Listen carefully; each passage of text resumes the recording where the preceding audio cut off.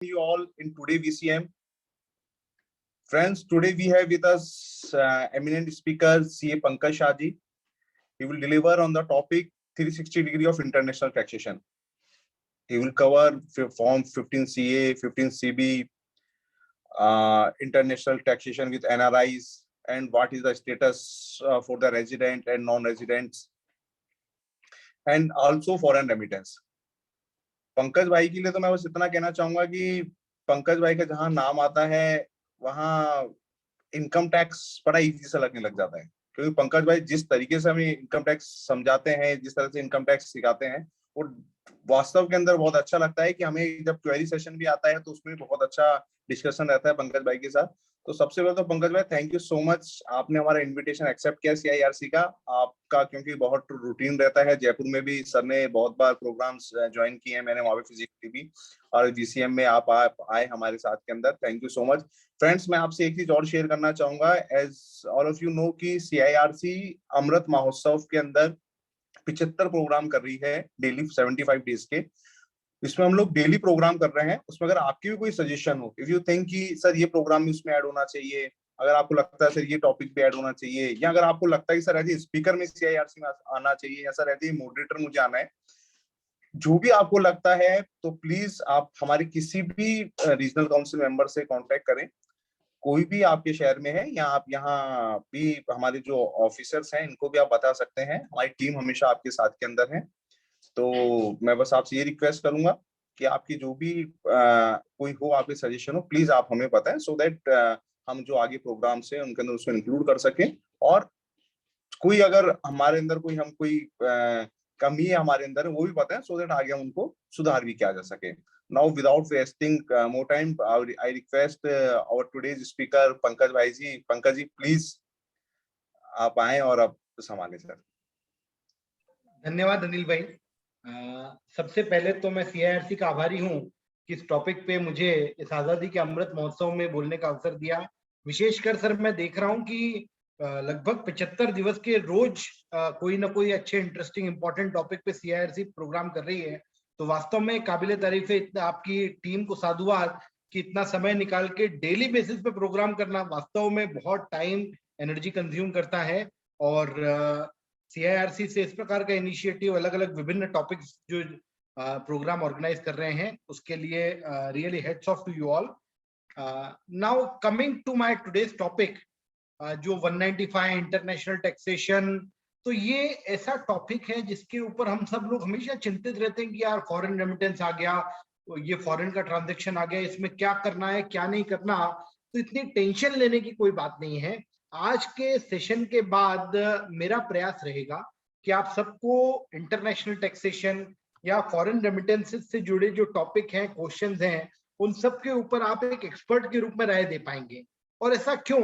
क्योंकि जो international taxation है, हाँ इसमें कुछ कॉम्प्लिकेशन जरूर हैं, पर हम इतना ज्यादा इनकम टैक्स पढ़ते हैं, अकाउंटिंग स्टैंडर्ड पढ़ते हैं, ये सब के मुकाबले देखा जाए तो इनकम टैक्स में तो बहुत लिमिटेड सेक्शंस हैं।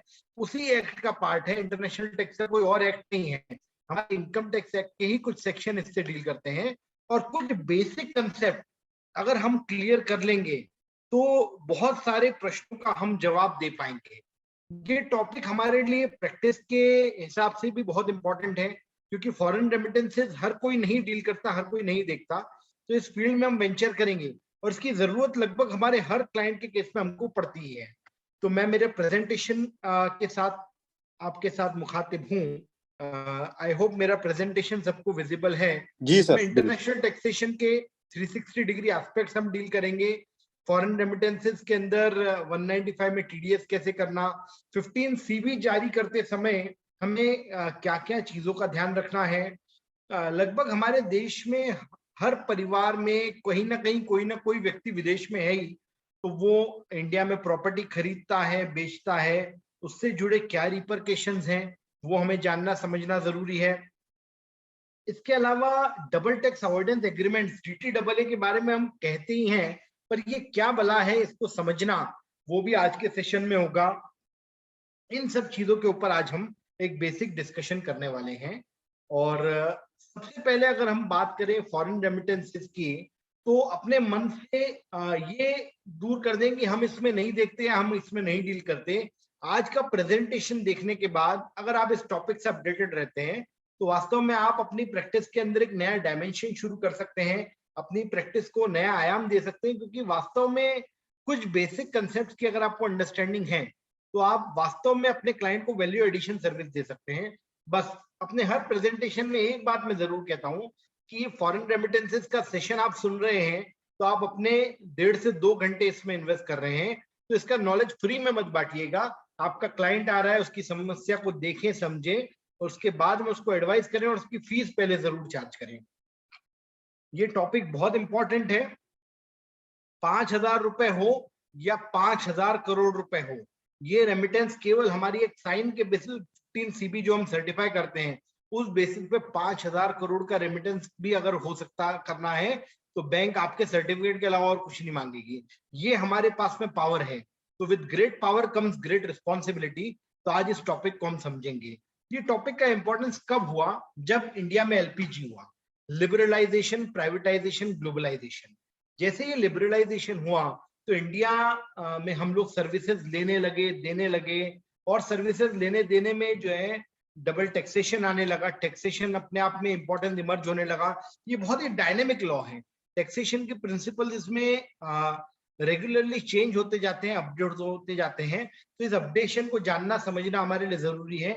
एक बार इसके बेसिक टेनेट्स हमने समझ लिए तो हमारे लिए बहुत वाइड स्कोप अवेलेबल है।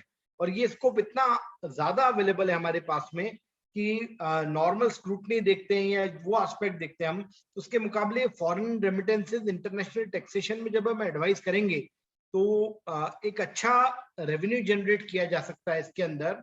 मैं केवल एक एग्जांपल आपको दूंगा।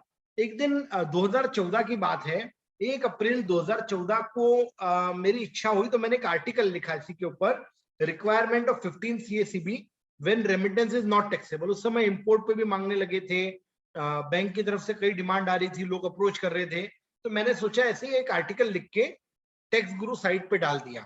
अपनी हर व्यक्ति के एक डिजिटल प्रेजेंस होना जरूरी है। और अनिल भाई आपको जान के आश्चर्य होगा, वो आर्टिकल लिखने के बाद में 1 अप्रैल 2014 से होस्टेड है वो।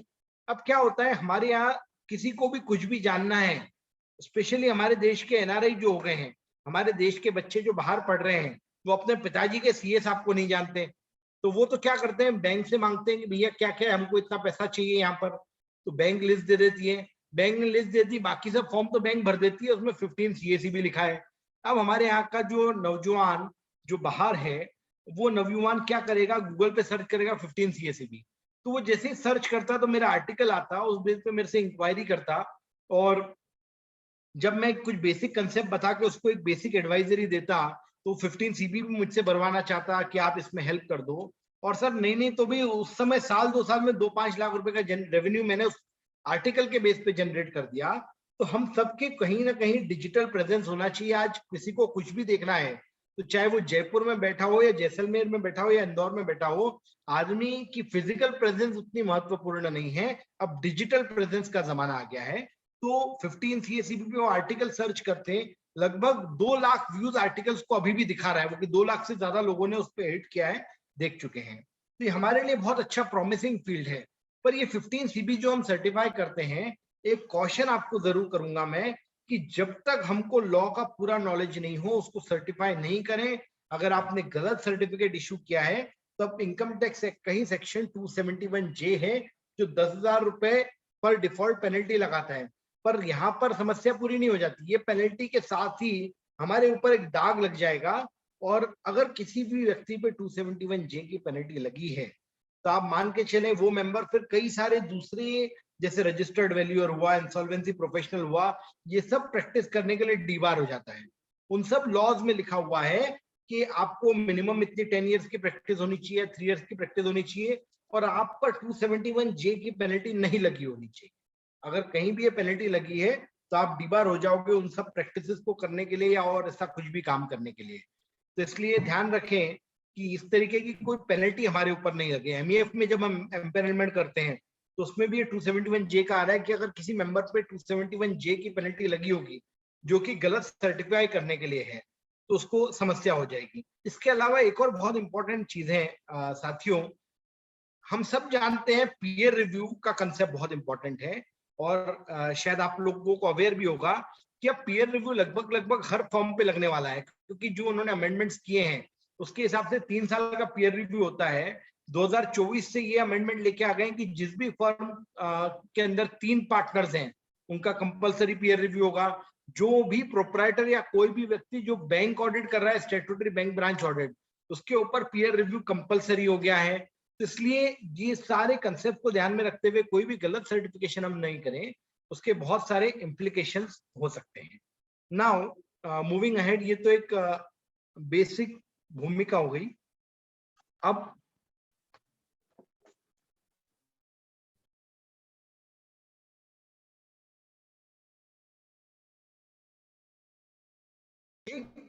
एक बहुत इंपॉर्टेंट अमेंडमेंट पिछले बजट के अंदर आया है, टीसीएस ऑन एलआरएस।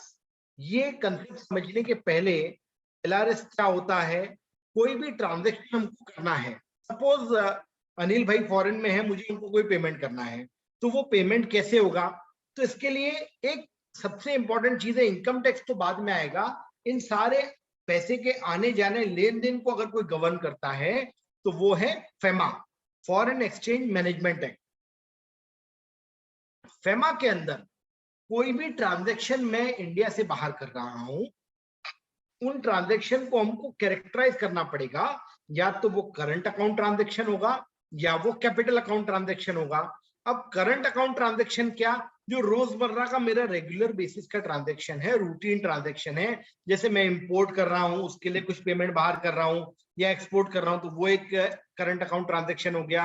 मैं अगर किसी फॉरेन में मैंने कुछ किराए पे लिया उसका रेंट दे रहा हूं, या मैं इंडियन कंपनी किसी फॉरेनर को अपना रेगुलर रूटीन प्रॉफिट में से डिविडेंड दे रहा हूं, या ब्याज इंटरेस्ट दे रहा हूं, कोई भी माल खरीदना, सर्विसेज लेना, इस तरीके की कोई भी ट्रांजैक्शन है वो करंट अकाउंट कहलाते हैं।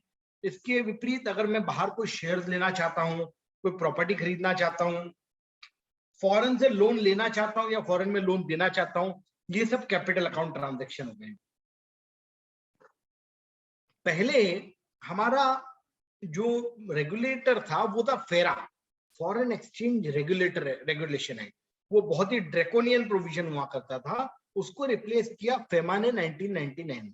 ये फेमा क्या है, ये रेगुलेट करता है सारे फॉरेन ट्रांजैक्शन को। तो एक बात बहुत स्पष्ट समझ लें कि करंट अकाउंट ट्रांजैक्शन फ्रीली कर सकते हैं, फेमा में कोई परमिशन की जरूरत नहीं है, एक्सेप्ट कुछ नेगेटिव लिस्ट है उसमें। तो अगर करंट अकाउंट ट्रांजैक्शन हमको इंपोर्ट करना है, हमको किसी से कोई परमिशन लेने की जरूरत नहीं है। हमको रेंट का पेमेंट करना है, डिविडेंड का पेमेंट करना है, कोई परमिशन की जरूरत नहीं है। इसके अपोजिट कैपिटल अकाउंट ट्रांजैक्शन है, तो capital account transaction are totally permission based, उसमें फिर कुछ एग्जेम्पशन दे रखे हैं जिसके लिए परमिशन लेने की जरूरत नहीं है। तो करंट अकाउंट ट्रांजैक्शन फ्रीली कर सकते हैं, कैपिटल अकाउंट ट्रांजैक्शन आपको आरबीआई के रूल्स देके परमिशन लेनी पड़ेगी, एक्सेप्शंस कुछ दे रखे हैं। और इन दोनों के अलावा एक आम व्यक्ति जो कुछ रूटीन के ट्रांजैक्शन करना चाह रहा है, जिसके लिए वो परमिशन लेने देने के लिए समर्थ नहीं है, या जिसमें लगता है कि यार परमिशन लेने देने का काम कर दिया तो अननेसेसरी आदमी परेशान हो जाएगा, तो इसके लिए लिबरलाइज रेमिटेंस स्कीम लॉन्च की गई है जो बहुत इंपॉर्टेंट है, इसका नॉलेज हमको होना बहुत जरूरी है।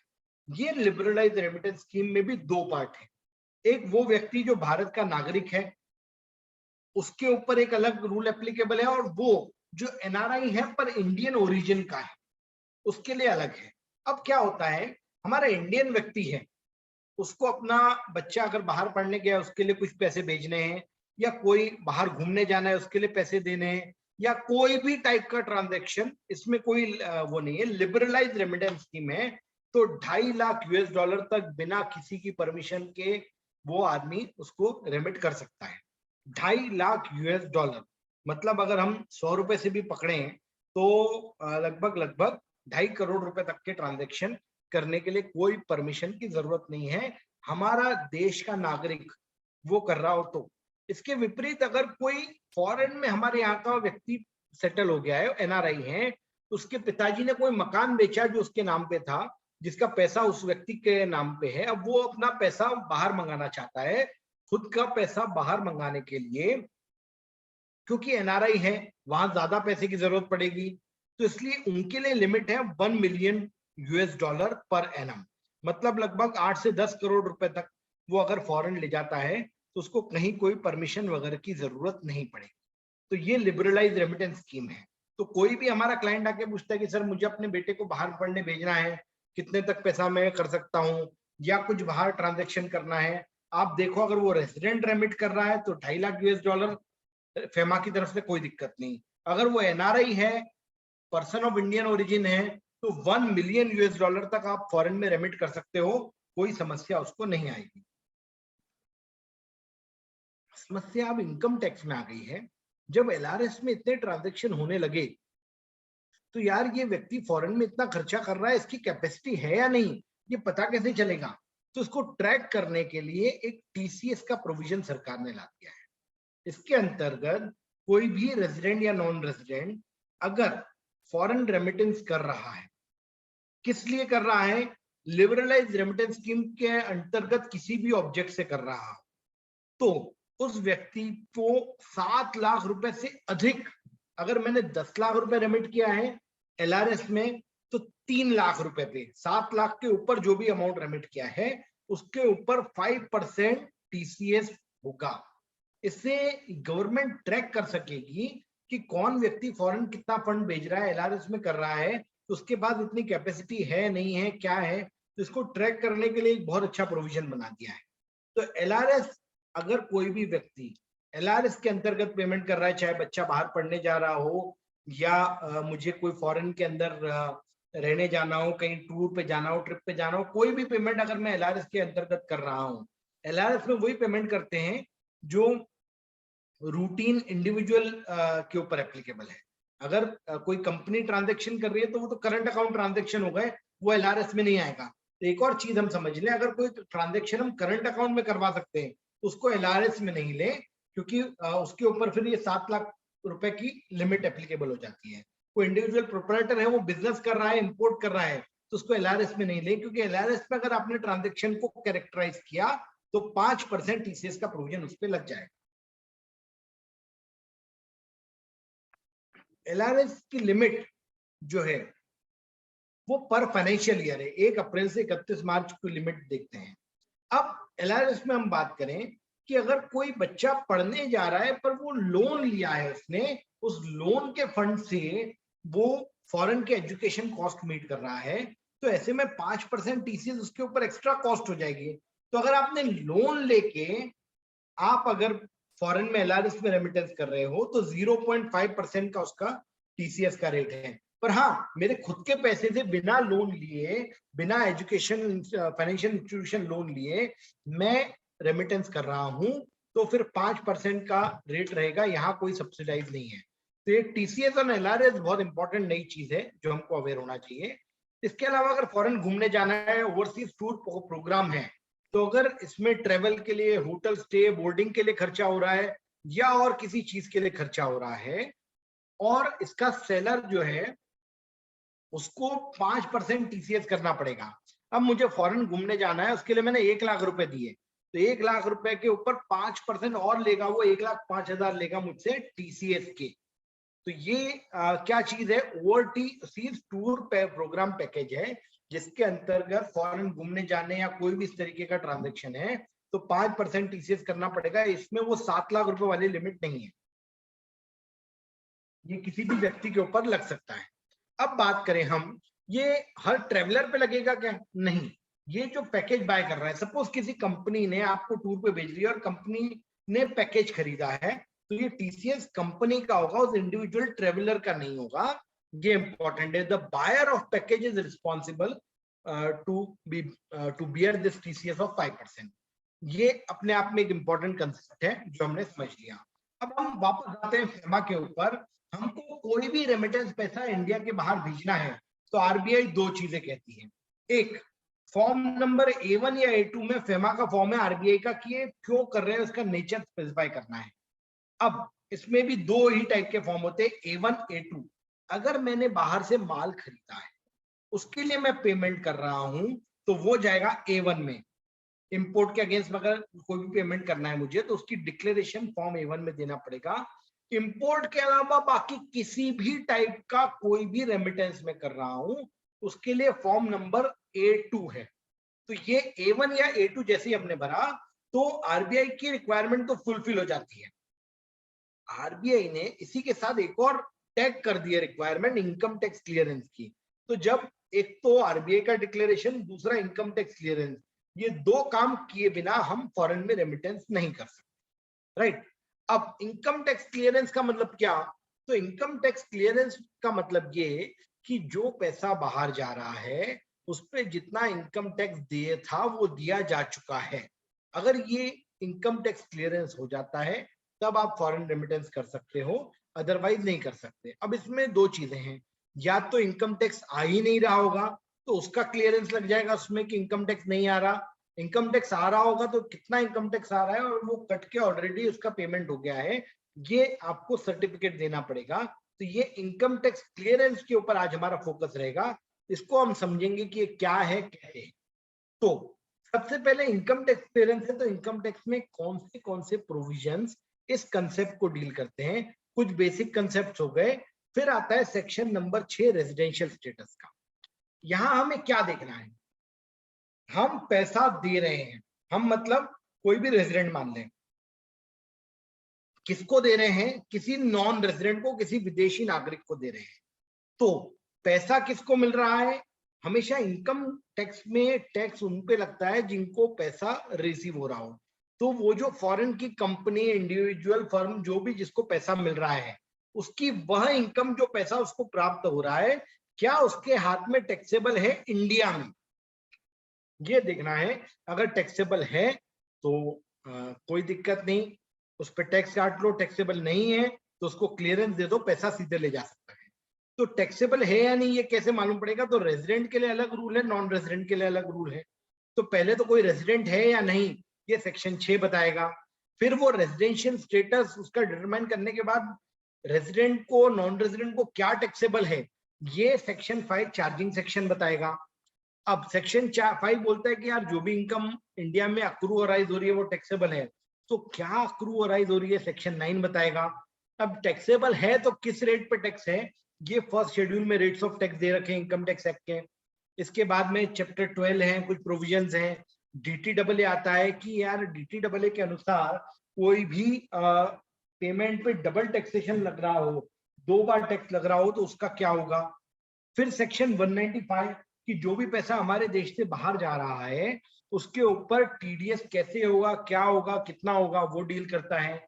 अब किसी व्यक्ति पे 2 बार टैक्स न लग जाए तो डबल टैक्सेशन वगैरह से रिलीफ देने के लिए सेक्शन 90 और 91 है इनकम टैक्स एक्ट के अंदर, जो हमें पता होना चाहिए। और बाकी फिर रिटर्न फाइलिंग के जो नॉर्मल प्रोविजन रेजिडेंट को हैं वही प्रोविजन नॉन रेजिडेंट पे भी एप्लीकेबल हो जाते हैं। अब एक बेसिक स्कोप ऑफ टैक्सेशन हम समझें। अगर इनकम इंडिया में रिसीव हुई है, ये हम बात कर रहे हैं सेक्शन 5 की। चार्जिंग सेक्शन क्या कहता है, ये कुछ बेसिक कंसेप्ट हम समझ लेंगे तो आगे बहुत चीजें क्लियर हो जाएंगी। अगर कोई इनकम इंडिया में रिसीव हुई है या deem to receive in India, मतलब इंडियन बैंक अकाउंट में आपने पेमेंट कर दिया, इंडिया में पेमेंट कर दिया, तो चाहे वो रेजिडेंट हो, नॉन रेजिडेंट हो या resident but not ordinary resident हो, इंडिया में कुछ भी इनकम रिसीव हुई है it is always taxable in India. Chargeability का प्रोविजन ये बोलता है if the income is received in India it is taxable for resident, non-resident, resident but not ordinarily resident, सबके लिए टैक्सेबल है। तो इंडिया में जैसे इनकम रिसीव हुई, आपको मालूम पड़ रहा है इंडिया में इनकम रिसीव हो रही है, भैया टैक्सेबल है, काम खत्म। Income accrue arise in India, अगर इंडिया में इनकम अक्रू अराइज हो रही है तो वो इंडियन रेजिडेंट के हाथ में हमेशा टैक्सेबल है, नॉन रेजिडेंट के हाथ में भी टैक्सेबल है, क्योंकि इनकम कमा तो इंडिया में रहे हो भैया, जहां कमा रहे हो वहां टैक्स देना तुम्हारा धर्म है। वैसे ही resident but not ordinary resident की भी जो इनकम इंडिया में कमा रहा है, income is accrued and arise in India, तो it is always taxable in India. अब एक डेविएशन आएगा, income earned outside India from business controlled in India. अगर कोई इनकम इंडिया में कमाई जा रही है, इंडिया के बाहर कमाई जा रही है, पर उसको कंट्रोल इंडिया में किया जा रहा है उसका, तो उसमें टैक्सेबिलिटी का क्या है, तो रेजिडेंट के लिए तो आप मान के चले हमेशा टैक्सेबल है। Resident but not ordinary resident अगर कोई बाहर है तो उसके लिए इंडिया में अगर उस बिजनेस को कंट्रोल किया जा रहा है तो वो टैक्सेबल इन इंडिया है, बट नॉन रेजिडेंट है तो वो टैक्सेबल नहीं है। अब ये सबसे इंपॉर्टेंट है, इनकम अक्रूड और राइट आउटसाइड इंडिया। मैंने फॉरेन में अमेरिका में कुछ कमाया, पर अगर मैं इंडियन रेजिडेंट हूं तो मेरी ग्लोबल इनकम इंडिया में टैक्सेबल है। मैं इंडिया का नागरिक हूं तो मैं इंडिया से मेरी जड़ें जुड़ी हुई हैं, मेरा सब कुछ इंडिया में है। मैं केवल कुछ देर बाहर जाके कुछ पैसे कमा के आ गया तो उसको टैक्स करने का राइट इंडियन गवर्नमेंट के पास ही है, क्योंकि मैं इंडिया का बेटा हूं तो मेरी सारी इनकम पे टैक्स लगाने का अधिकार इंडिया को है।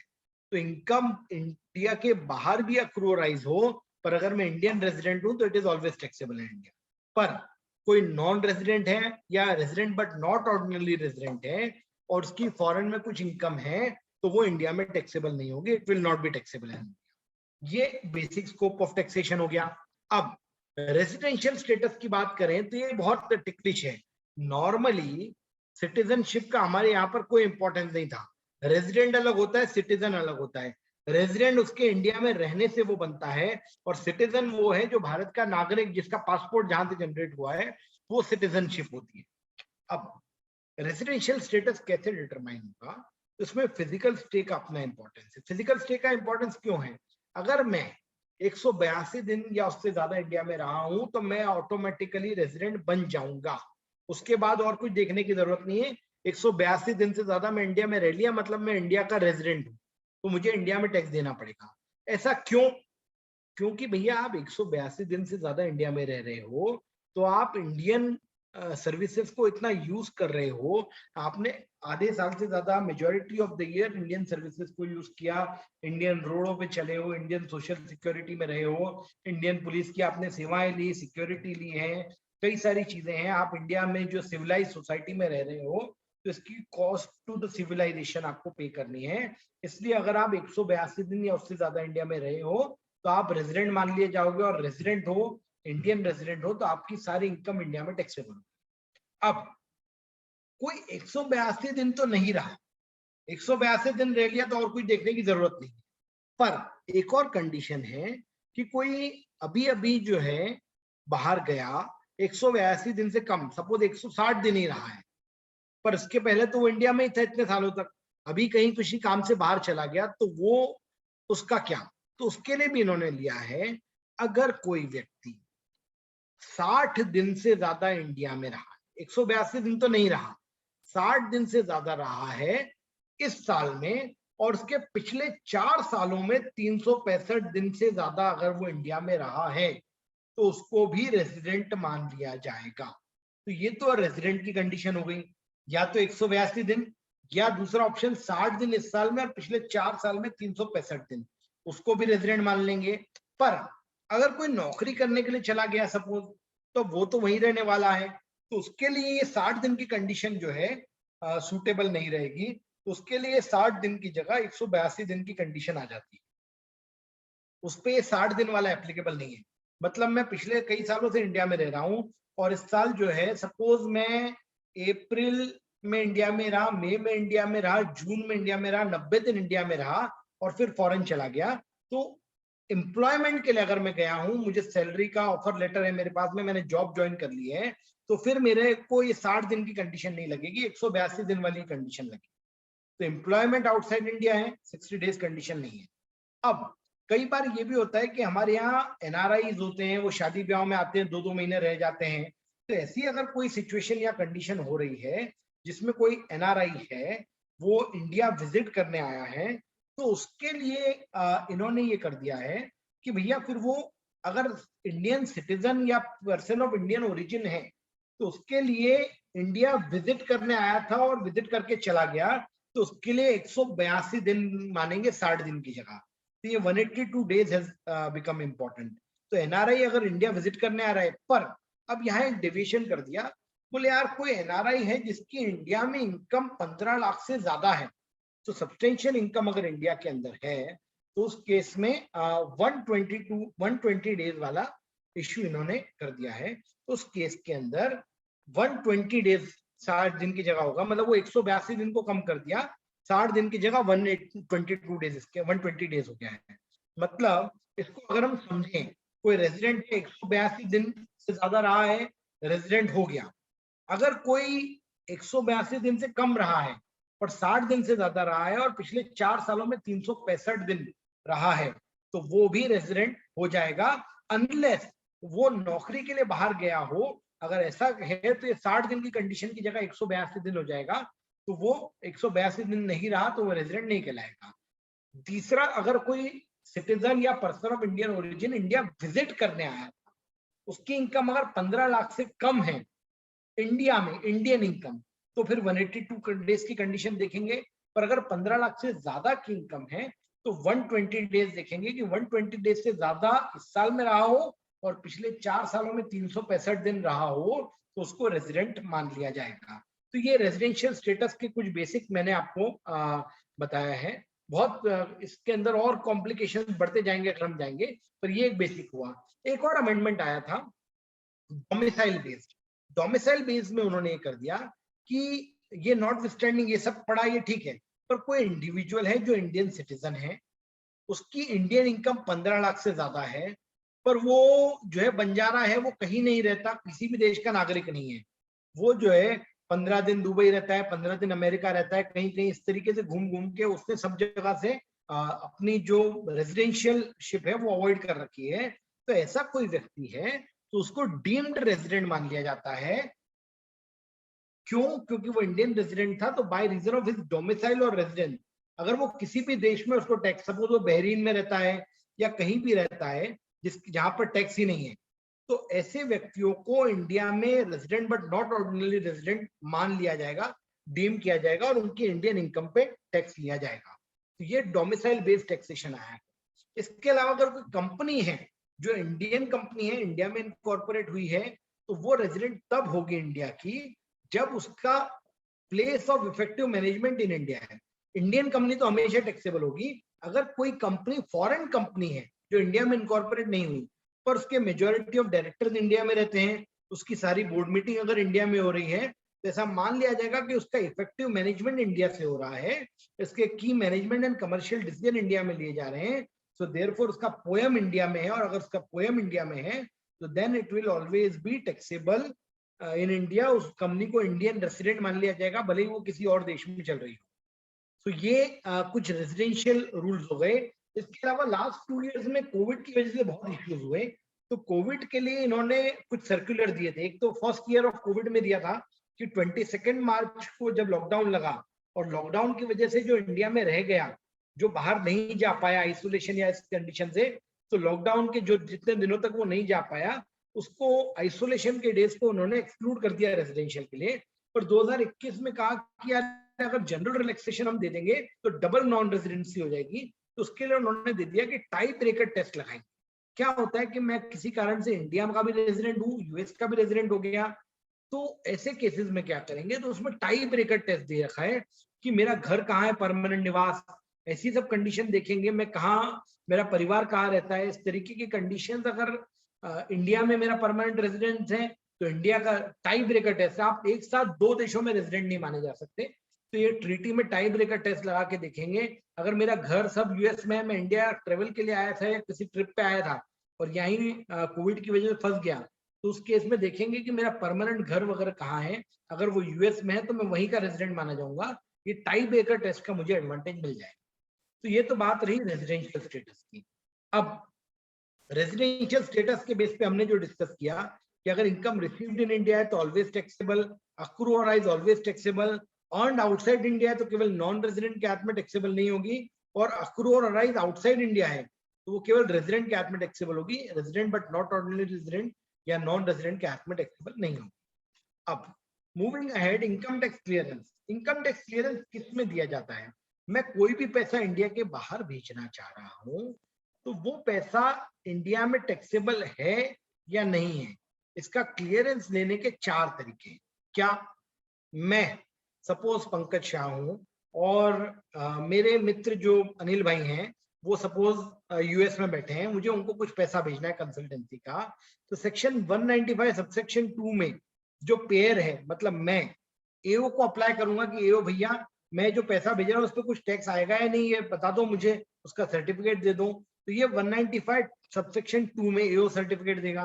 दूसरा ऑप्शन कि अगर अनिल भाई मैं कह रहे हैं कि यार मुझे टीडीएस नहीं कटवाना मिल रहा, तो आप मेरे को सर्टिफिकेट ला दो, तो वो यूएस में बैठे जो अनिल भाई हैं, वो 195(3) या 4 के अंदर एओ को अप्लाई करेंगे कि भैया मेरी इनकम पे टैक्स नहीं कटे, इसके लिए मुझे सर्टिफिकेट दे दो, तो वो इनकम टैक्स क्लियरेंस एओ दे देगा। तो 195 सबसेक्शन 2 और 3 में एओ सर्टिफिकेट देता है।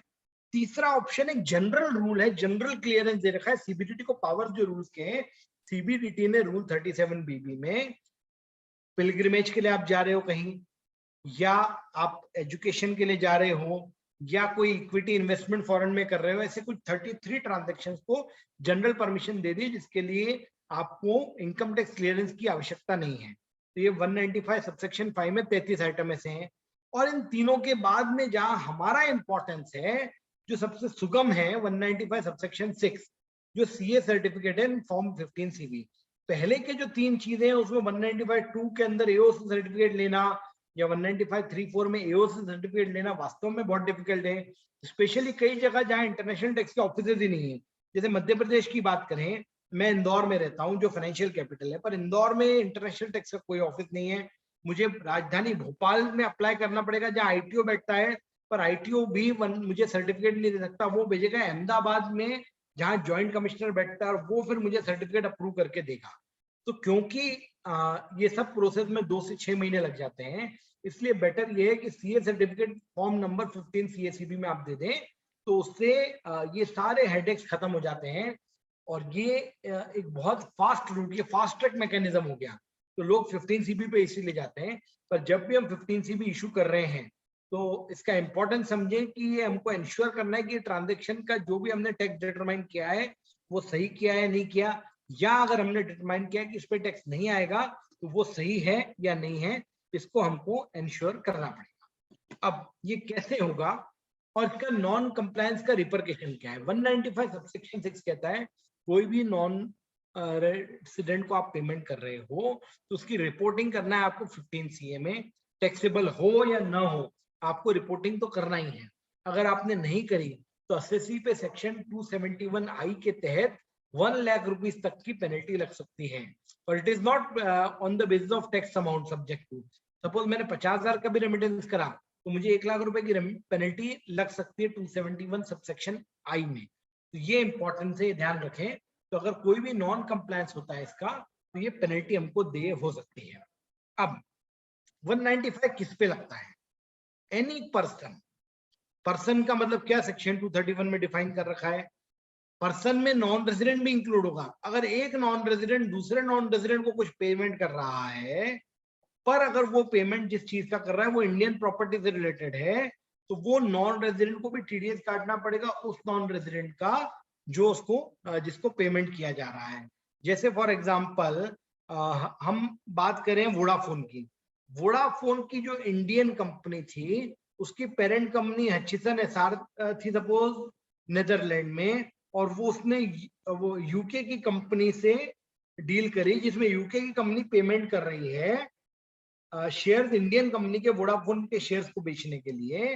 तो अगर यूके की कंपनी जब पेमेंट कर रही है तो पर्सन रिस्पॉन्सिबल टू पे, क्या ये इंडियन रेजिडेंट है? नहीं, but it is a person though it is a non resident which is making payment to another non resident.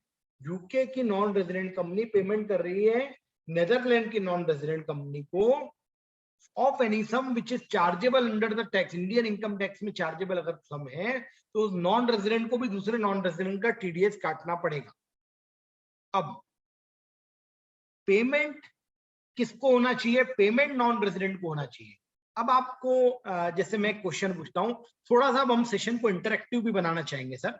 इस में हम ये चीज देखें कि अगर सपोज कोई व्यक्ति जिसको मुझे पेमेंट करना है नॉन रेजिडेंट को, वो इंडिया आया और वो मुझसे कह रहा है कि यार मैंने जो है उसने मुझे कुछ फॉर्मूला बताया, मिला यार आपके फॉर्मूले से मुझे कुछ फायदा हो रहा है, तो एक काम करो ये लो 50,000 रुपए मैं आपको यहाँ इंडिया में पेमेंट कर रहा हूँ।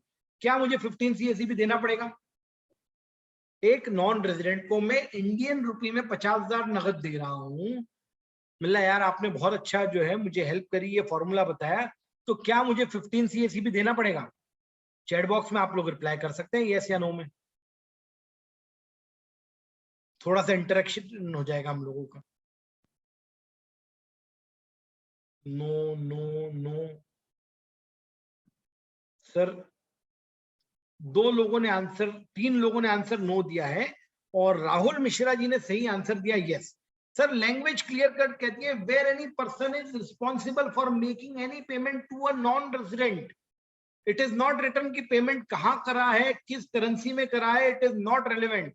अगर मैं इंडियन रुपीज में भी उसको 50,000 दे रहा हूं जो भले ही उसके हाथ में टैक्सेबल नहीं हो, तो मुझे 15 CA उसका फाइल करना पड़ेगा, because it is a person who is responsible for making payment to a non resident.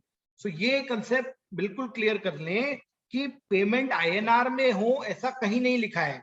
अपना ऑफिस में सेक्शन 195 खोल के पढ़िएगा, 195 सबसेक्शन 6 और 195 क्लियर कहता है where a person is responsible for making any payment to a non resident of any sum which is chargeable under the provisions of this act. और 195 subsection 6 कहता है कि कोई भी पेमेंट अगर नॉन रेजिडेंट को आप कर रहे हो, केवल आपको देखना है कि पेमेंट नॉन रेजिडेंट को है।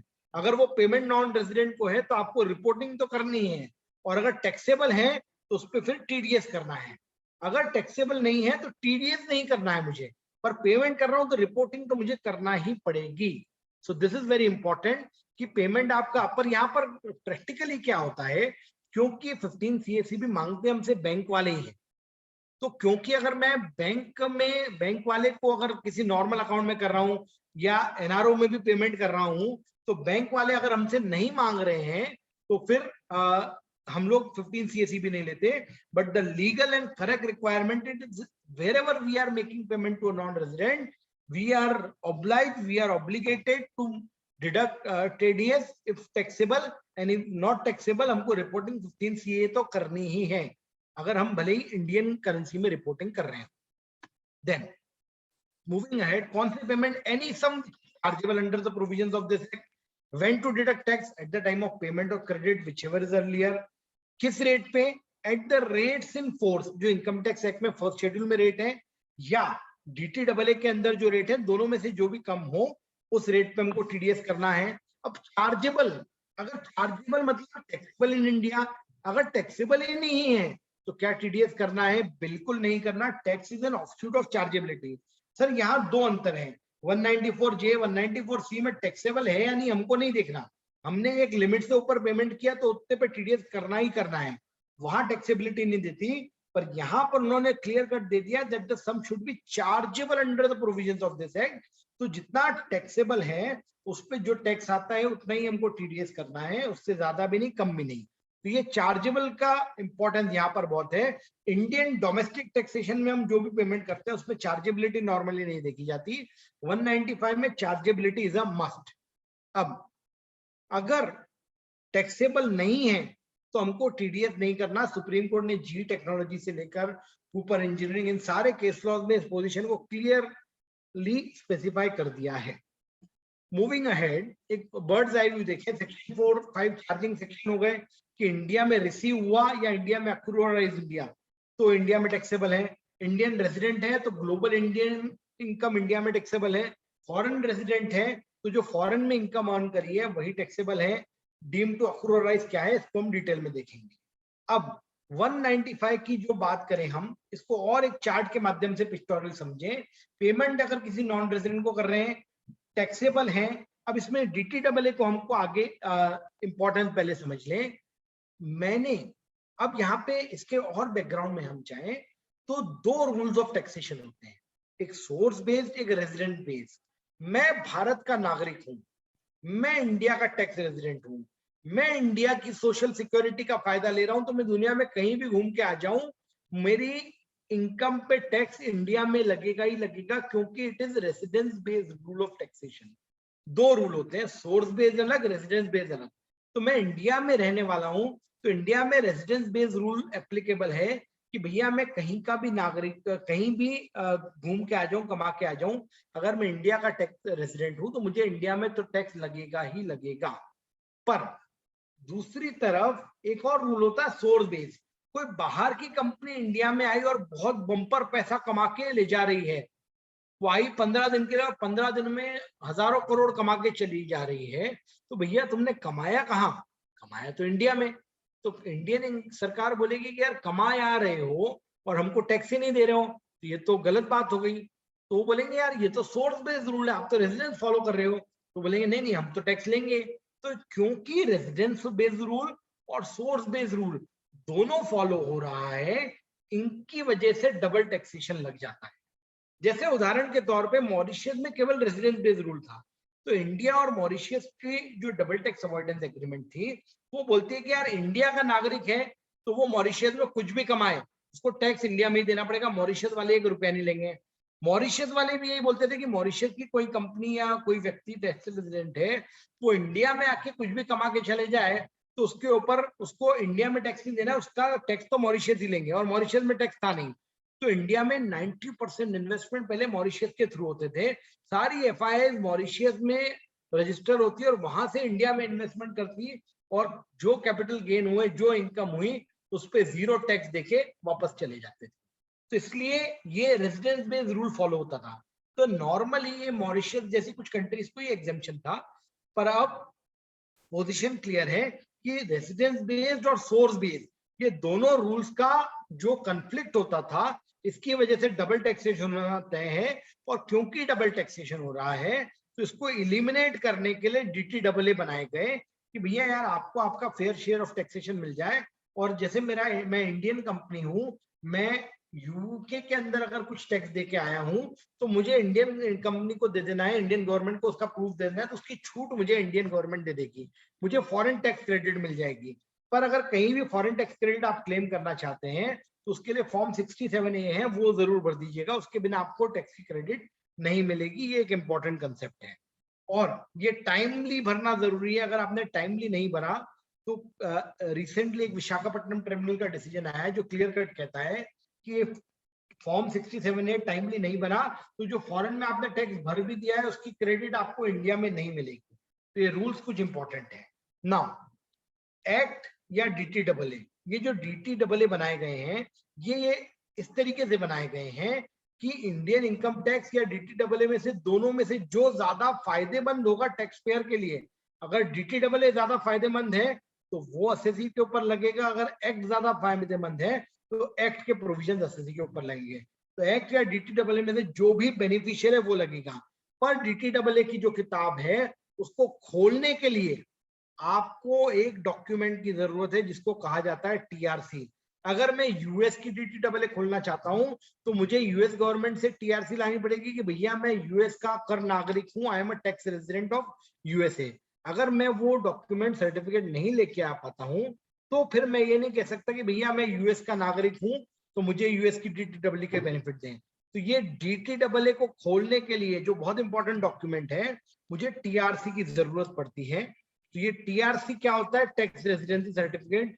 ये इंडिया में भी मिलता है फॉरेन की कंपनी के लिए, और इंडियन कंपनी को अगर चाहिए तो फॉरेन की हर एंटिटी को मिलता है। हर देश अपने नागरिक के लिख के दे देगा कि ये हमारे देश का कर नागरिक है। तो ये एक इंपॉर्टेंस है।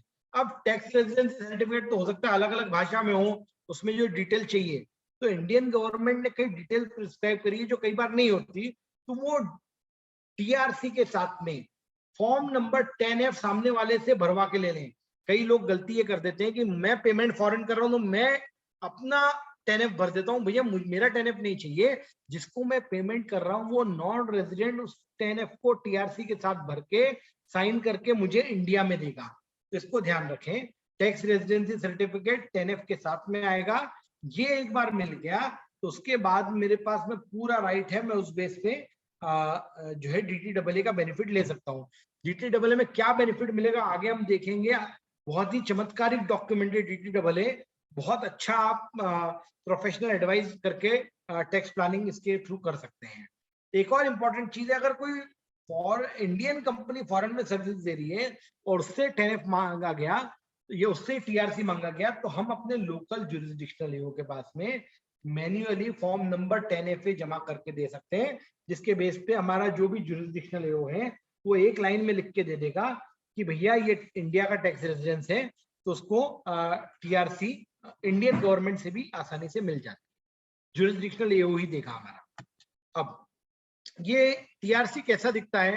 तो जैसे ये मेरे पास में टीआरसी का मैंने आपको एग्जांपल दिया है, ये ऑस्ट्रेलियन गवर्नमेंट ने certificate of residency income tax assessment act क्या होता है, उसमें उस कंसर्न का नंबर लिख के, नाम लिख के, एड्रेस लिख के उसका टीआरसी इशू किया है। तो ये तो टीआरसी हो गया उसका। अब इसमें टीआरसी में क्योंकि उसकी जो इंफॉर्मेशन इंडिया के हिसाब से चाहिए वो ज्यादा नहीं है, तो साथ में 10F भरवा के हम बुलवा लें। So this is important. तो ये टीआरसी होता है। अब अगर मैंने जब पेमेंट कर रहा हूं तब टीआरसी नहीं है, पर जब मेरा असेसमेंट चल रहा है उस समय मुझे टीआरसी मिल गया, तो क्या चलेगा? बिल्कुल चलेगा। केवल टीआरसी नहीं है, इस बेनिफिट, इसके बेसिस पे बेनिफिट डिनाई नहीं किया जाना चाहिए। टीआरसी अगर मेरे पास में नहीं है तो मेरे पास में जब असेसमेंट चलेगा तब भी मैं अगर टीआरसी अप्लाई कर देता हूँ, टीआरसी मैं डॉक्यूमेंट दे देता हूँ कि भैया मैं उस कंट्री का टैक्स नागरिक हूँ, तो फिर मुझे ये बेनिफिट मिल सकता है। अहमदाबाद ट्राइब्यूनल का एक बहुत इंपॉर्टेंट डिसीजन है, जो जब कहीं कोई एसएससी फंस जाए तो ये काम आ सकता है। देन अब अक्रू और राइज क्या होगा? तो इसमें अलग अलग चीजें होती हैं। कुछ चीजों में देखना पड़ेगा कि अक्रू और राइज, तो कुछ चीजें इंडिया में होना जरूरी है तभी इनकम टैक्सेबल होगी, या इंडियन कंपनी का पेमेंट होना जरूरी है इंडियन कंपनी द्वारा, या बाय वे ऑफ कुछ नेचर होना जरूरी है। जैसे अगर कोई income business connection in India के थ्रू है, business connection should be in India, तो it will be अक्रूअलाइज in India. या एनी प्रॉपर्टी, प्रॉपर्टी से कोई इनकम हो रही है रेंट की, तो अगर वो प्रॉपर्टी इज इन इंडिया तो income will be अक्रूअलाइज in India. अगर वो किसी एसेट या सोर्स से है विच इज इन इंडिया तो इनकम अक्रूअलाइज इन इंडिया है। या कोई capital asset which is situated in India उसको ट्रांसफर कर रहे हैं तो that will be अक्रूअलाइज in India.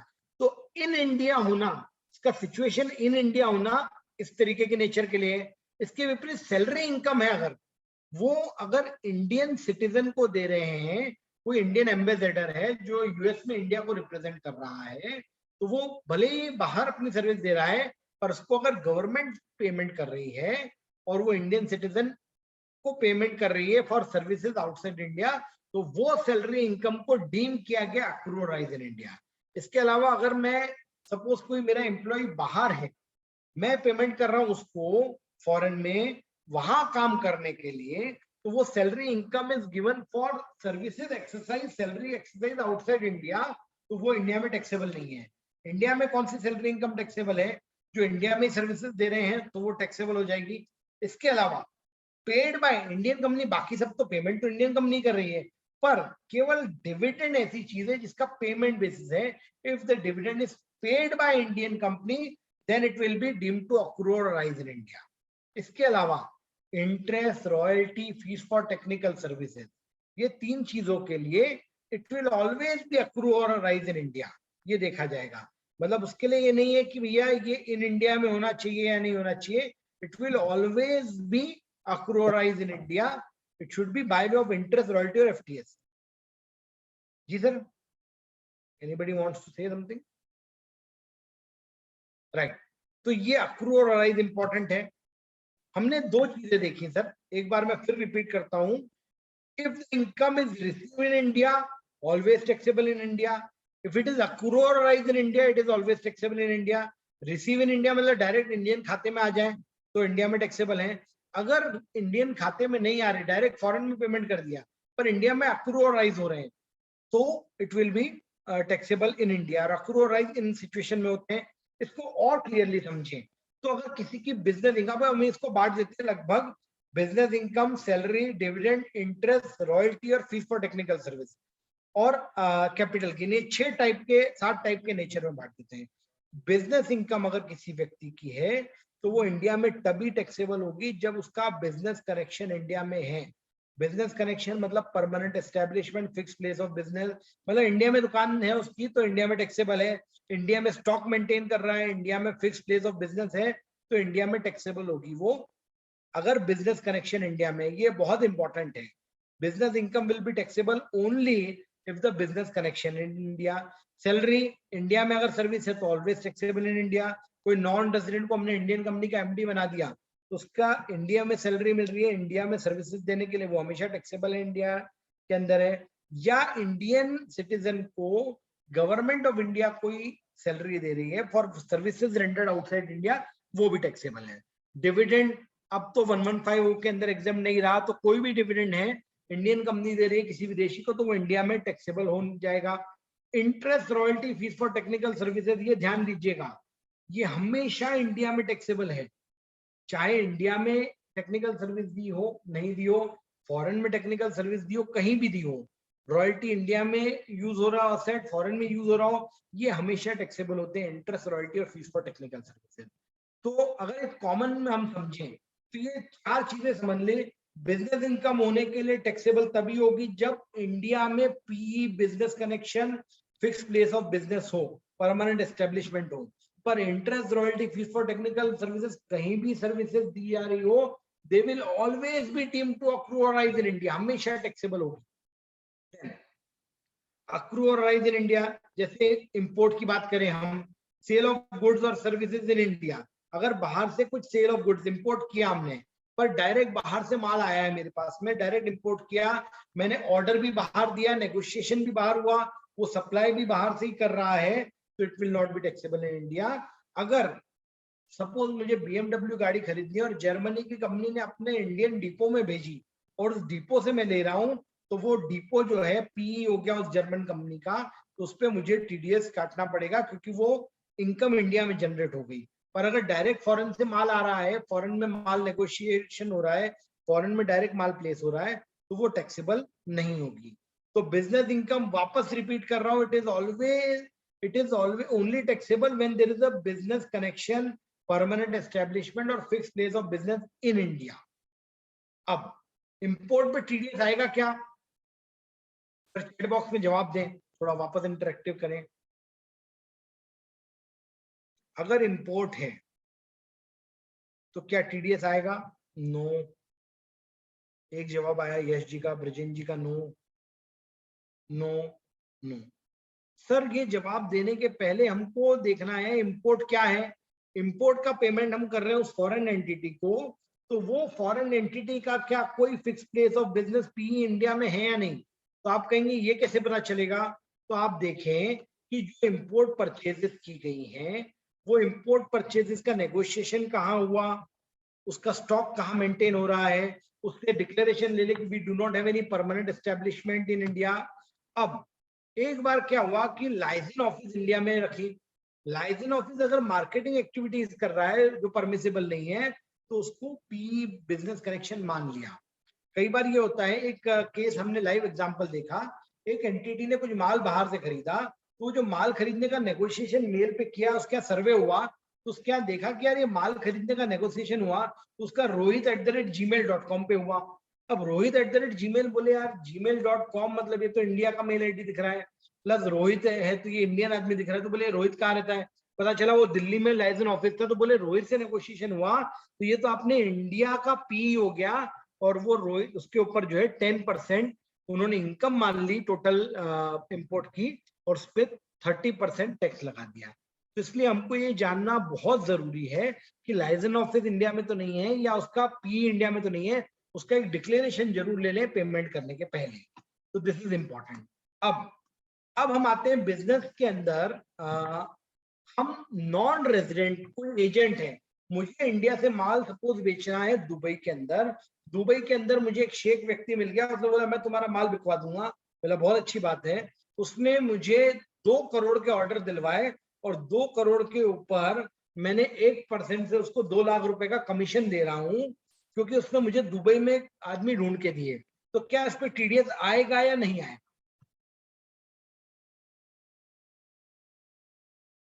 अगर मैंने दुबई के किसी व्यक्ति को कमीशन दिया 2 लाख रुपए, क्योंकि उसने मुझे कॉन्ट्रैक्ट लाके दिए दुबई के अंदर सेल के, तो उसने पहली बात तो इसका नेचर क्या है, ये बिजनेस इनकम है या interest, royalty, fees for technical service? तो ये बिजनेस इनकम है। बिजनेस उसने कहाँ किया? तो उसने लोगों को ढूंढा दुबई के अंदर, क्योंकि उसने दुबई में लोगों को ढूंढा, तो उसने सर्विसेज मुझे बाहर रेंडर करी, तो उसका इंडिया में कोई पीई नहीं है, क्योंकि ये बिजनेस इनकम है और उसका इंडिया में पी नहीं है, तो therefore it is not taxable in India, और इंडिया में टैक्सेबल नहीं है तो टीडीएस नहीं आएगा, ये ध्यान रखें। तो ओवरसीज कमीशन दिया मैंने, किसको दिया? एक नॉन रेजिडेंट को दिया। वो नॉन रेजिडेंट का क्या कोई fix place of business India में है? नहीं, वो दुबई में रहता है और दुबई में उसने काम किया मेरे लिए, तो क्योंकि उसका पी इंडिया में नहीं है, बिजनेस कनेक्शन इंडिया में नहीं है, देयरफॉर ये कमीशन जो है ये इंडिया में टैक्सेबल नहीं है, और क्योंकि इंडिया में टैक्सेबल नहीं है इसलिए टीडीएस नहीं आएगा। मूविंग अहेड, अब कैपिटल गेन, ये बहुत कॉमन समस्या है, इसको बहुत ध्यान से देखें। हमारे इंडिया में कोई सज्जन रहते थे जिनका बेटा पढ़ लिख के फॉरेन सेटल हो गया है, उनकी कोई प्रॉपर्टी बेटे के नाम पर थी जो अब बेची जा रही है। बेटा इंडिया आया है रजिस्ट्री कराने के लिए, या बेटे ने अपने पिताजी के नाम पे पावर ऑफ अटर्नी कर दिए, पिताजी हम वो मकान बेचने जा रहे हैं। यहाँ क्या हो रहा है, एक प्रॉपर्टी बिक रही है, वो प्रॉपर्टी का ओनर वो नॉन रेजिडेंट है, अब उसको पेमेंट कर रहे हैं या उसके ब्याह पे उसके किसी अथराइज्ड पर्सन को पेमेंट कर रहे हैं, तो यहाँ पेमेंट पे टीडीएस करना पड़ेगा हमको, उसको जो कैपिटल गेन हो रहा है उसके ऊपर। और यहाँ 194 आईए जो कहता है कि यार प्रॉपर्टी बेच रहे हैं 1% टीडीएस काट लो, वो 1% केवल रेजिडेंट पे एप्लीकेबल है, नॉन रेजिडेंट पे एप्लीकेबल नहीं है। नॉन रेजिडेंट के लिए 195 है। अब हमारे मित्र अनिल भाई जो हैं वो सपोज रहते हैं अमेरिका के अंदर, और अमेरिका से वो इंडिया आए और इंडिया में आके जयपुर में उनके नाम पे कोई प्रॉपर्टी थी वो बेचना चाह रहे हैं। जो प्रॉपर्टी खरीदेगा उसको टीडीएस करना है, उनको टैक्स काटना है अनिल भाई को जो कैपिटल गेन हो रहा है उसके ऊपर। तो कितने पे टीडीएस काटेगा? एक व्यू ये बनता है कि अगर वो प्रॉपर्टी अनिल भाई 1 करोड़ में बेच रहे हैं तो 1 करोड़ रुपए पे सीधा 20% प्लस एजुकेशन से, हायर एजुकेशन से 4%, मतलब 20.8% पे टीडीएस काट लिया जाए। ये तो पहला व्यू है। इसके बाद ये तो कॉमन चीज है, अगर इस पे काट लेते हैं तो कोई डाउट ही नहीं है। पर कई लोगों को कंफ्यूजन होता है, नॉन रेजिडेंट का 30% टैक्सेबल नहीं, कैपिटल गेन है तो 20% ही रेट है, चाहे वो रेजिडेंट हो या नॉन रेजिडेंट हो। अगर लॉन्ग टर्म कैपिटल गेन है तो, शॉर्ट टर्म कैपिटल गेन है तो जो भी स्लैब रेट है वो चलेगा, राइट। अब प्रॉपर्टी इंडिया में है, कई लोग प्रैक्टिकल ये भी करते हैं कि यार मतलब ये एक प्रैक्टिकल वे आउट हो जाता है कि वो बताए नहीं बायर को कि भैया मैं नॉन रेजिडेंट हूँ, तो उसमें ये होता है कि रजिस्ट्री में उसका कौन सा एड्रेस लिखा है ये देखना पड़ा है। कई लोग इंडिया का एड्रेस लिख देते हैं तो कोई दिक्कत नहीं आती उनको, बेचने वाले को भी टीडीएस जो है 1% कर लिया, काम खत्म। पर यहाँ पर अगर आपने रजिस्ट्री में लिख दिया कि फॉरेन एड्रेस है उसका तो वो लगेगा। सरचार्ज की जहां तक बात है तो सरचार्ज भी लगेगा 20% प्लस एप्लीकेबल सरचार्ज और एजुकेशन सेस। अगर 1 करोड़ से ज्यादा का कैपिटल गेन है, आपकी ज्यादा इनकम है, तो वो सरचार्ज भी लग जाएगा। पर कैपिटल गेन के केस में मैक्सिमम सरचार्ज जो है अब गवर्नमेंट ने उसकी सीलिंग कर दी, और 37% वाला नहीं लगेगा, 15% पे सरचार्ज को लिमिट कर रखा है।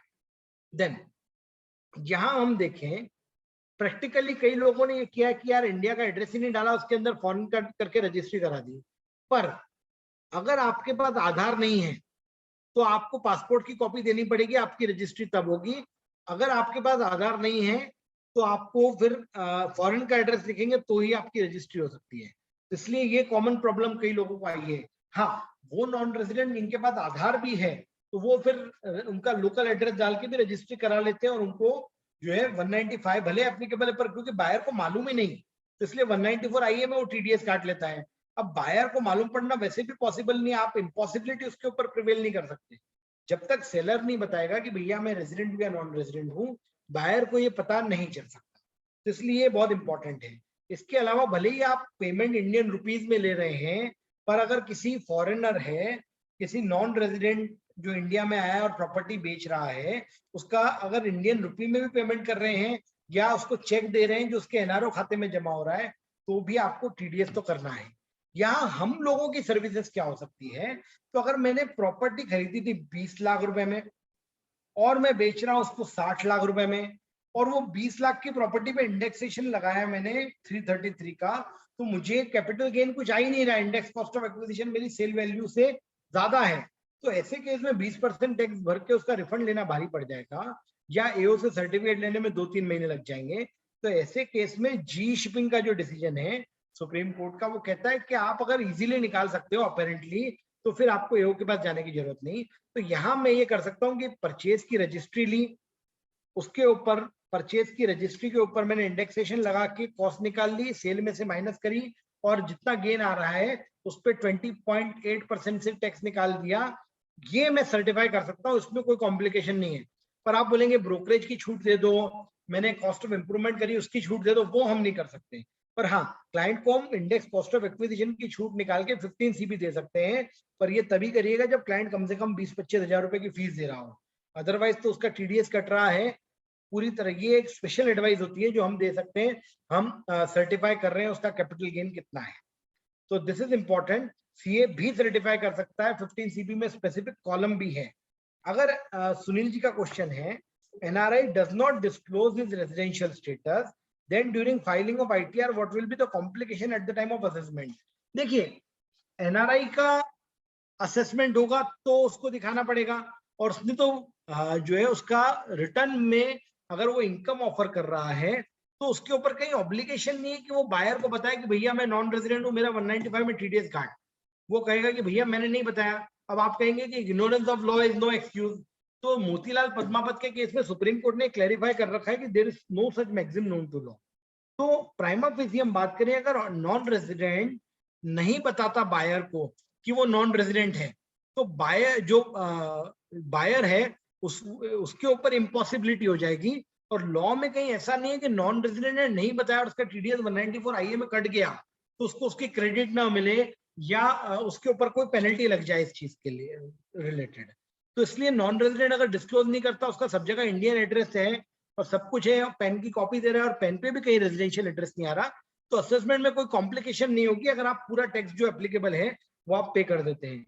ऐसे कई केस लॉज हैं, जागरण प्रकाशन, हिंदुस्तान कोका कोला वगैरह के केस में, जहां लिखा है कि अगर आप पे जो टैक्स आ रहा था वो आपने भर दिया है तो असेसिंग डिफॉल्ट नहीं रहेंगे। तो जो नॉन रेजिडेंट की प्रॉपर्टी सेल होती है उसमें इस तरीके से प्रैक्टिकली अगर आप अप्रोच कर रहे हैं तो भी हमारी एडवाइस बहुत इंपॉर्टेंट रहती है, इसको कॉशियसली दें।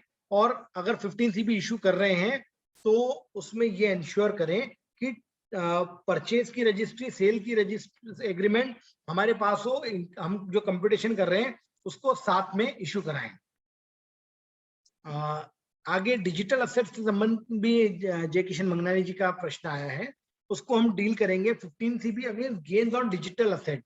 तो सर आप लेजर अकाउंट की कॉपी ले लें उसकी, जो भी डिजिटल असेट, जैसे फॉर एग्जांपल क्रिप्टो करेंसीज है, तो क्रिप्टो करेंसी कोई नॉन रेजिडेंट अगर बेच रहा है, उसका पेमेंट यहाँ से हो रहा है, इंडिया से हो रहा है, तो उस केस में हमको उसका स्टेटमेंट लेना पड़ेगा और उस पर जो भी टैक्सेबिलिटी आए उसको इंश्योर करना पड़ेगा कि वो पे कर दी गई है या नहीं। देन अब जैसा मैंने बताया था, बिजनेस इनकम ऑलवेज आपको पीई देखना है, पीई है तो ही टैक्सेबल है। कैपिटल गेन अगर प्रॉपर्टी इंडिया में है तो टैक्सेबल है, पर इंटरेस्ट, रॉयल्टी और फीस फॉर टेक्निकल सर्विसेज तो हमेशा टैक्सेबल है, whether or not the services have been rendered in India, whether or not there is a business connection in India, whether or not the services have been rendered in India, it will always B accrued and arise in India. ये मान लिया जाएगा किसके लिए? Interest, royalty और fees for technical services के लिए। अब कुछ केस स्टडीज प्रैक्टिकल में आपसे डिस्कस करूंगा, तो चैट बॉक्स में अपने अपने जवाब देने के लिए रेडी हो जाएं सर। पहली क्वेरी, ये क्वेरी डील करती है कि मैंने एक लोन लिया और वो लोन जो है वो फॉरेन के एक बैंक से लिया है। सपोज मैंने यूएसए की एक बैंक से लोन लिया, यूएसए के अंदर ही मैं कुछ प्रोजेक्ट कर रहा हूं, उस प्रोजेक्ट को करने के लिए यूएस में मुझे कुछ फंड चाहिए थे पेमेंट करने के लिए, तो मैंने लोन लिया और उसका इंटरेस्ट यूएस की बैंक को दे रहा हूं, जो फंड्स मैंने यूएस में यूज करे उसके लिए। क्या इस पे टीडीएस आएगा नहीं आएगा?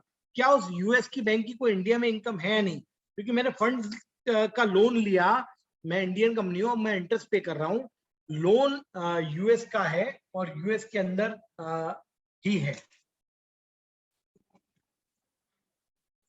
टीडीएस आएगा नहीं आएगा? No no. ब्रिजेन जी, हर्षित जी का जवाब आ गया।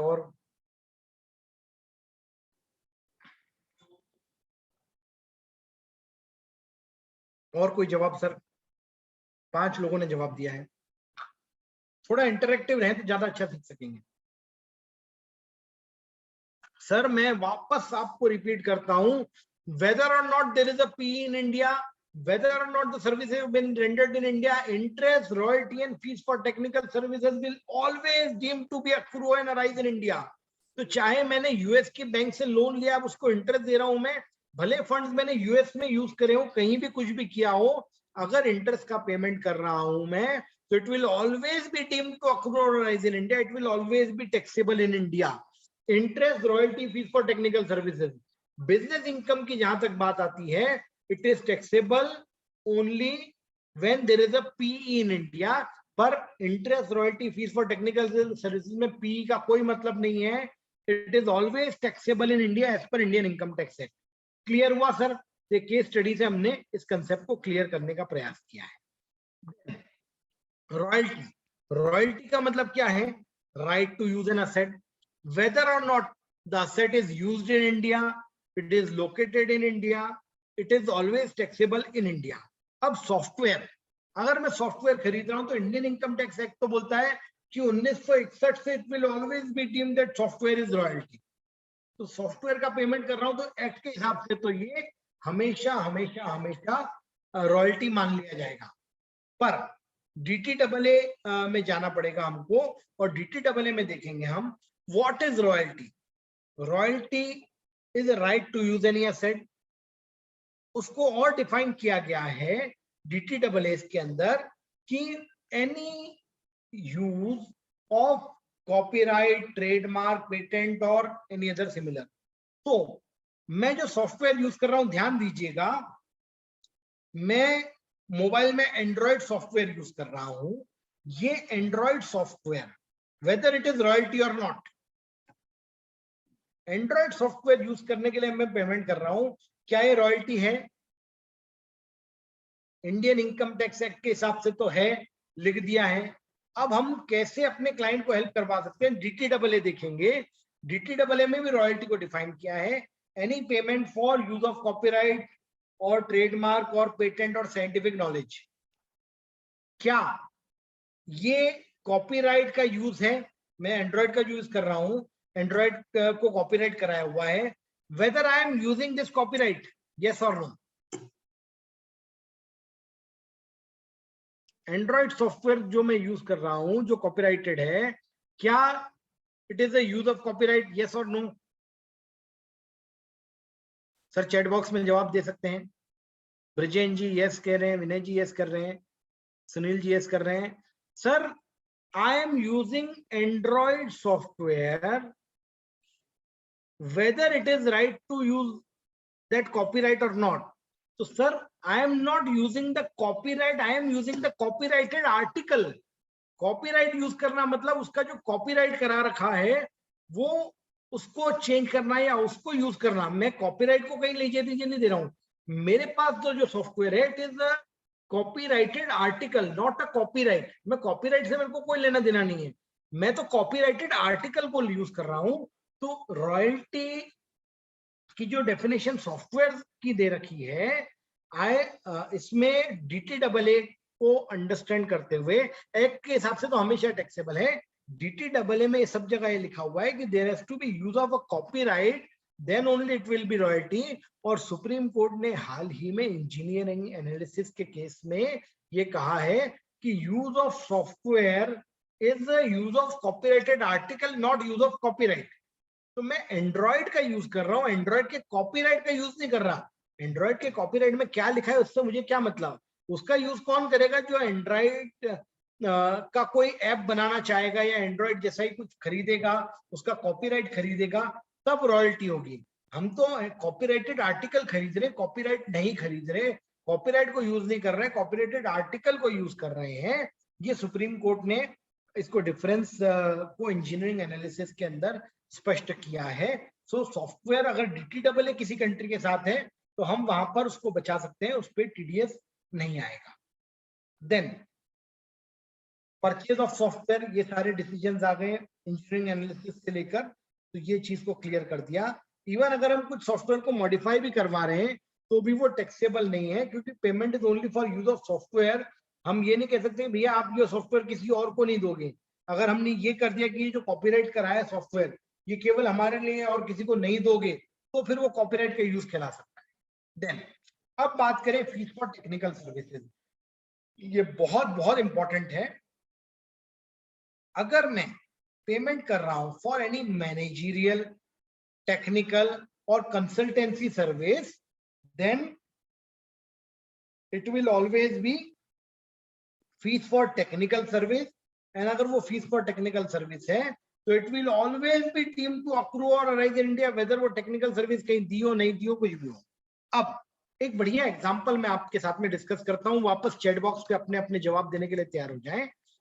सर अगर मैं जो इंडिया के अंदर एक सीए हूं, मैंने या एक इंडिया की कंपनी है सपोज आदित्य बिरला लिमिटेड, आदित्य बिरला को साउथ अफ्रीका में कोई कोल कंपनी को खरीदना है, उसके लिए उन्होंने साउथ अफ्रीकन सीए फर्म को हायर किया कि भैया ये जो साउथ अफ्रीका की कोयले की कंपनी है इसका ड्यू डिलिजेंस करके हमको दे दो, इसकी रिपोर्ट दे दो। उसके लिए $1 लाख का पेमेंट कर रहे हैं हम। तो साउथ अफ्रीकन सीए फर्म को साउथ अफ्रीका में ही साउथ अफ्रीका की कंपनी का ड्यू डिलिजेंस करने के लिए, तो क्या ये एफटीएस है और क्या इस पे टीडीएस आएगा? पूरा काम साउथ अफ्रीका में हो रहा है, क्या इस पे टीडीएस करना पड़ेगा? यस, सब लोगों ने इस बार सही जवाब दिया है यस, क्योंकि इंडियन इनकम टैक्स एक्ट के हिसाब से एफटीएस है तो वो always deem to accrue arise in India है, whether or not services are rendered in India, whether or not there is a permanent establishment in India, it will always be deem to accrue and arise in India. अब sir एक बहुत important concept बता रहा हूं, बहुत ध्यान से सुनिएगा। 3 टाइप के डीटीडब्ल्यू हैं, 3 टाइप के देश होते हैं, हमारी बिल्कुल देशी भाषा में समझे। एक वो देश जो हमारे कान के बराबर के हैं, जो इंडिया के साथ उठते बैठते हैं, इंडिया के बराबर के लोग हैं, वो है। कुछ कंट्रीज ऐसी हैं जो कान के ऊपर की हैं, वो ऐसा समझते हैं अरे इंडिया हमको क्या टेक्निकल सर्विस देगा, हम उनको टेक्निकल सर्विस देंगे। तो कुछ हो गई डेवलप्ड कंट्रीज, यूएसए, नीदरलैंड्स, उनको मान ले हम डेवलप्ड कंट्रीज। कुछ हमारे जैसे डेवलपिंग कंट्रीज हो गई, और कुछ होती हैं जिनको हम बोलते हैं अरे ये क्या हमको सर्विस देगी, श्रीलंका, इंडोनेशिया, थाईलैंड, दुबई, इनको तो इंडिया सर्विसेज देगी, ये हमको कुछ नहीं दे सकती।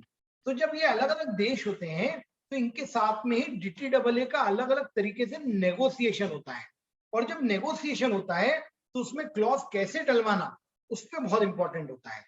जैसे मैं एक उदाहरण देता हूं, इंडिया से एक लेवल हाई जो कंट्री है, जो ऊपर रहता है, उसका हाथ हमेशा वो मतलब नेगोशिएशन में पावरफुल रहता है।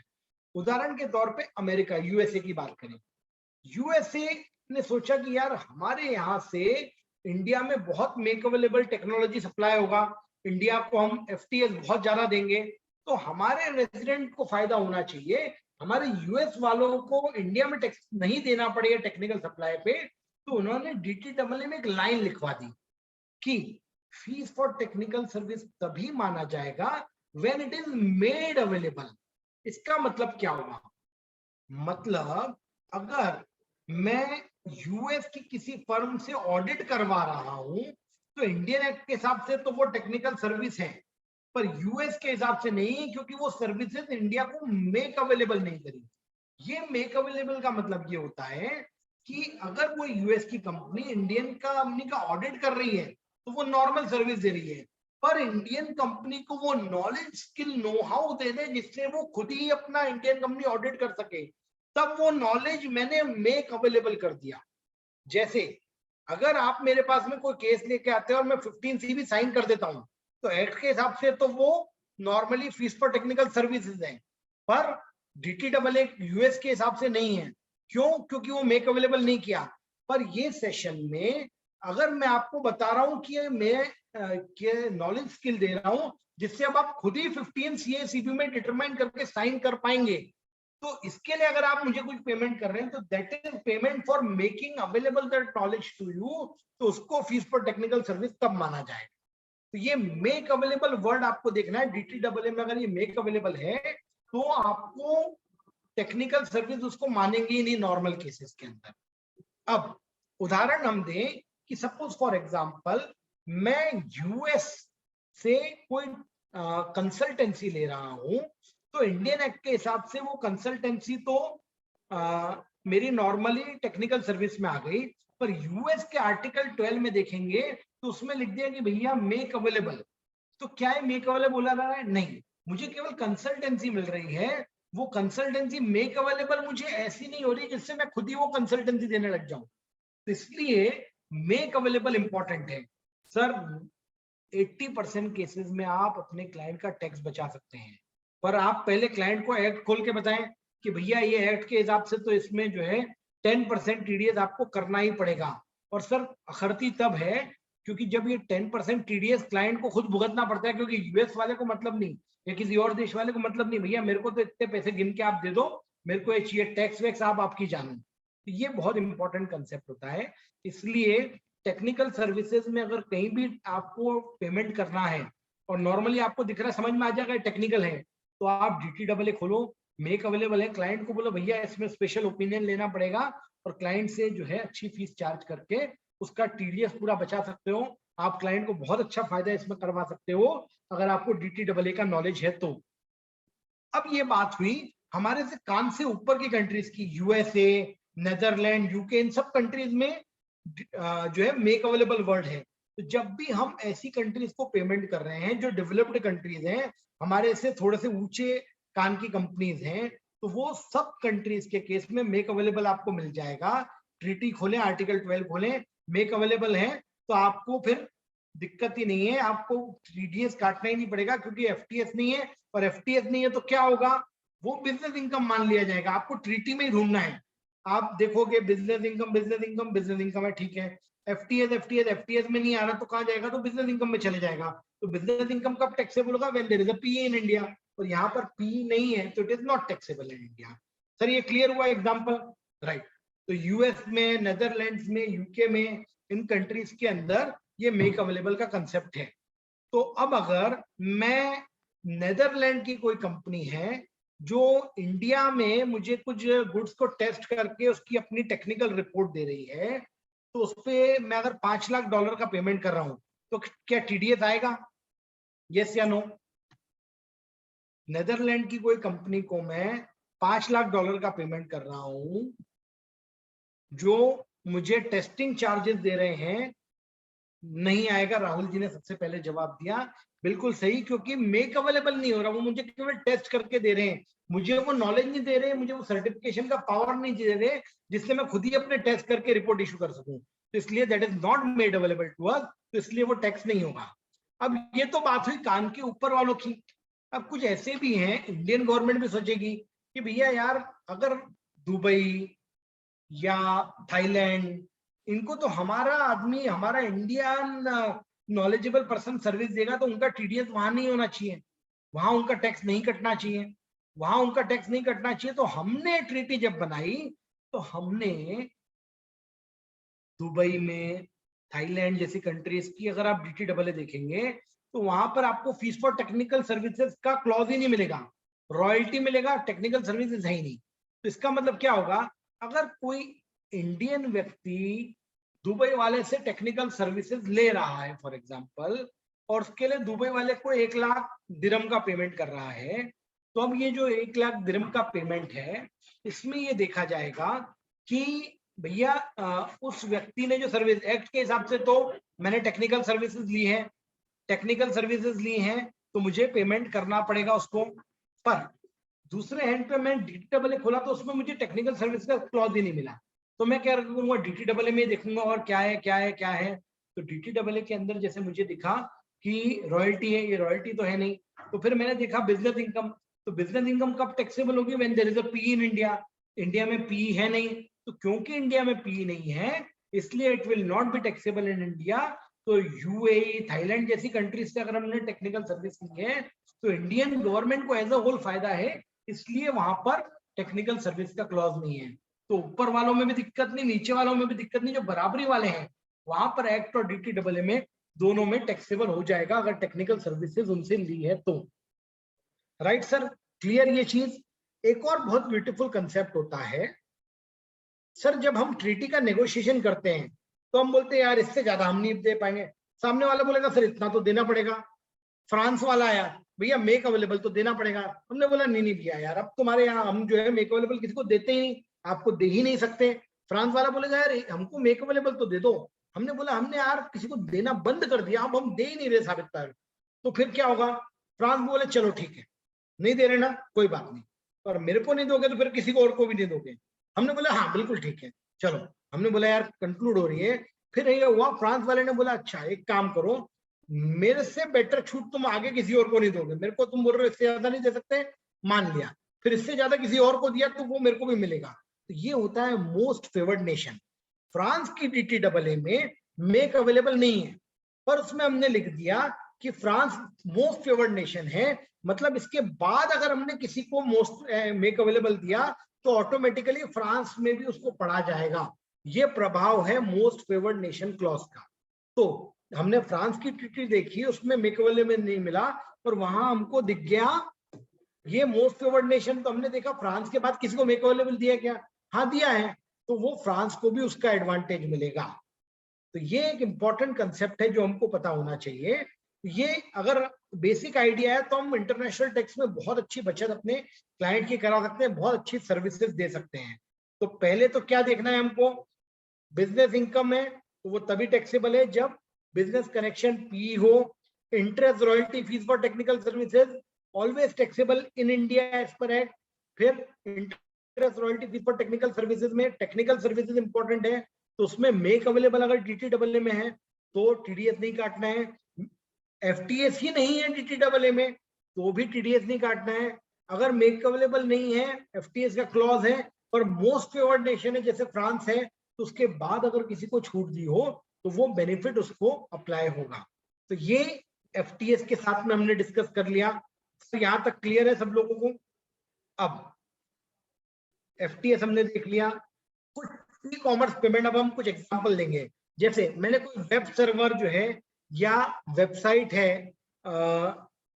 उसको अवेल किया, उसकी सर्विसेज ली, तो वो PE नहीं माना जाता है। उस पेमेंट को टेक्निकल नहीं, ई कॉमर्स से पेमेंट्स हम डिस्कस कर रहे हैं। वैसे ही मैंने किसी डेटाबेस है जैसे टैक्समैन होता है, वैसे कोई फॉरेन का डेटाबेस है, साइंटिफिक रिसर्च जर्नल है, उससे कुछ एनुअल सब्सक्रिप्शन है, उसको रॉयल्टी नहीं मानी जाती है।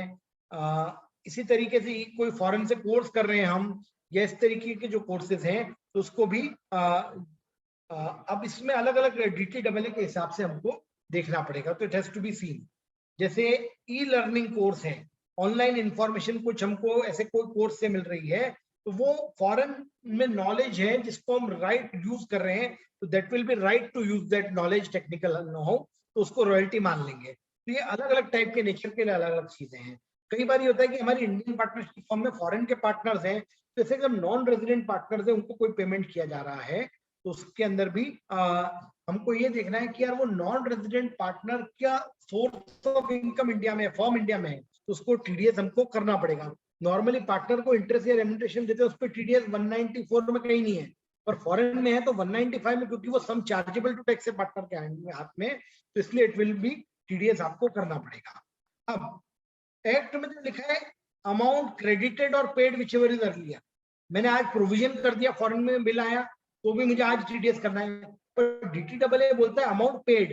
तो ये पेड के अंदर अगर हमने प्रोविजन कर दिया, हमने TDS नहीं काटा, एक्चुअल पेमेंट पे काटा है, तो हम DTAA का बेनिफिट ले सकते हैं। अहमदाबाद ट्राइब्यूनल ने बोला कि एक्चुअल पेमेंट पे TDS की लायबिलिटी आएगी, DTAA का बेनिफिट लोगे तो। देन वापस गोल्डन रूल करता हूं, income received in India always taxable in India, income accrued in India it is taxable in India. Accrue कब होगी? या तो बिजनेस इनकम है तो PE देखना है, interest royalty fees for technical services PE का कोई मतलब नहीं, कैपिटल गेन असेट या सोर्स जो है वो इंडिया के अंदर होना चाहिए, तो it will be always taxable in India. Technical services के लिए हमको दूसरे ऑप्शन अवेलेबल है, अगर किसी कंट्री में मेक अवेलेबल है तो DTAA के हिसाब से नहीं लगेगा, या FTS का क्लॉज नहीं है तो भी नहीं लगेगा। सर्टिफिकेट जब इशू करेंगे 15 की भी, तो हमको रीजन लिखना पड़ेंगे, डॉक्यूमेंटेशन करना पड़ेगा, क्यों नील या लोअर डिडक्शन दे रहे हैं। हमको उससे सर्टिफिकेट लेना है कि भैया तेरा कोई PE नहीं है, नो PE का डिक्लेरेशन लेना है, उसका TRC की कॉपी हमारे पास होनी चाहिए, 10F की कॉपी हमारे पास होनी चाहिए, फॉर्म A1 या A2 जो दे रहा है उसके बैकअप पेपर्स भी हमारे पास में होना चाहिए, राइट। रेट्स इन फोर्स क्या होते हैं, तो अलग अलग सेक्शन में दे रखे हैं, जैसे रॉयल्टी और टेक्निकल सर्विसेज के लिए 10% plus surcharge plus cess, capital gains है 20%, डिविडेंड पे भी 20% का ही रेट है, उन्होंने स्पेसिफाई कर रखा है। लॉन्ग टर्म कैपिटल गेन पे 20%, शॉर्ट टर्म पे आपका नॉर्मल स्लैब रेट लगेगा। अगर DTAA का रेट ले रहे हैं तो रॉयल्टी का पेमेंट या टेक्निकल सर्विसेज का 10% कर रहे हैं तो वो एब्सोल्यूट रहेगा, उसमें सरचार्ज एजुकेशन सेस नहीं जुड़ता।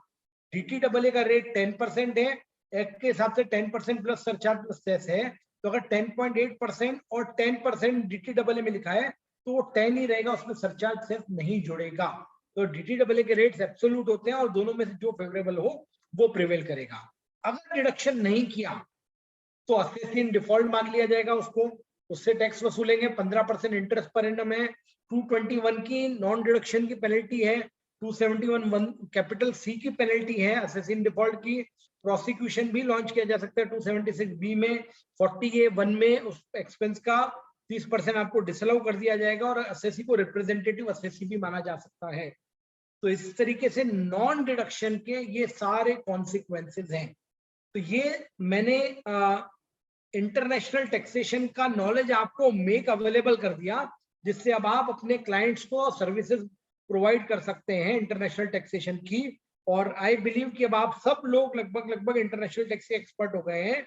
फिर भी अगर कोई डाउट क्वेरी हो तो मेरा कॉन्टेक्ट नंबर और डिटेल्स आप लोगों के पास उपलब्ध हैं। आप कभी भी इस विषय पे कोई भी डाउट हो तो मुझे पूछ सकते हैं। Thank you very much for such a patient hearing. अब आपकी जो क्वेरीज हो उसको हम लोग चैट बॉक्स में ले सकते हैं, चैट बॉक्स के अंदर डाल सकते हैं, we can discuss the same. Equalisation levy, ये भी एक इंपॉर्टेंट कंसेप्ट है। क्या होता है, जैसे गूगल, फेसबुक, इन सबको जो हम पेमेंट करते हैं तो उनका 2% हमको इक्वलाइजेशन लेवी काट लेते हैं, जिसकी कोई क्रेडिट वगैरह नहीं मिलती DTAA के अंदर। और ये एक स्पेसिफिक लेवी है, गूगल और इन लोगों के लिए ही, जो ऐसी जुरिस्डिक्शन लेस एंटिटीज हैं उन्हीं के लिए लाया गया है। देन और क्वेरीज हम लोग देख लेते हैं। Let me stop sharing the presentation. Whether 15 CACB applicable on payment to NR? नहीं सर, ये क्योंकि इक्वलाइजेशन लेवी है तो यहाँ पर 15 CACB नहीं मिलेगी।